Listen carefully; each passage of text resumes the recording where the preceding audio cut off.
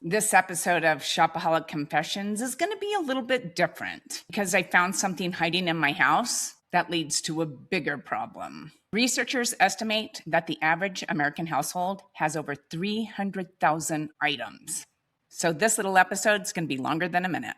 As I've been going through everything, my junk drawers, my cabinets, I'm also decluttering some of the hiding places. You know the place where you stash things that you don't use, tucked away so no one can see them. Well, in one of my little hiding places, I found 17 clear containers, unused. But guess what? Only 8 of them are in use. And when I looked at those 8 containers, I really only need 5. And 9 of them are still in the box. Now, when I found these containers, it didn't look dramatic. And though it wasn't chaotic or messy, that's when it hit me. These containers weren't solving a problem. They were preparing for a bigger one. Professional organizing research shows up to 80% of the items we have, we don't use. 80%. Yet more than half Americans buy storage and organizing products every year. We're talking bins, baskets, shelving, systems. We don't just buy things. We buy homes for these things. And sometimes we buy the home before we buy the thing, which is what I did. And many of those little containers you see, like the ones I have, are beautiful. You can see what's in each container and you can display it so that people can see how organized you are.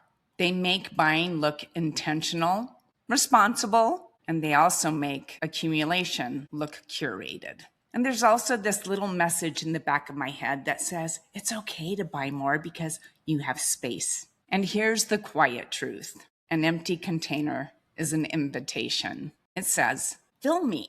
It also suggests I have this under control. And through the years, our space has expanded to lead to more consumption. Over the past several decades, American homes have become larger, even as household sizes have become smaller. And when we run out of room, there are more than 50,000 storage facilities in the United States, more than Starbucks, and more than McDonald's. The problem isn't that we don't have space. The problem is the space keeps growing to support the habit. So back to my containers. 8 in use when I really need 5, and 17 waiting to be filled with future purchases. That's how 300,000 items in a household happens. Not all at once, not dramatically, but quietly. One container at a time, one drawer at a time, one cabinet at a time, one closet at a time, until it's overflowing into our house. And that's when I realized you can be beautifully organized and still be over accumulating. And I'm not beautifully organized. That's why we call this minimalish. But here's what I can do. I think it's time to let go with love and donate some of those little containers and slowly but surely begin to become minimalish. And if you've been hanging out here, you've seen me telling myself on all these little things that I accumulate.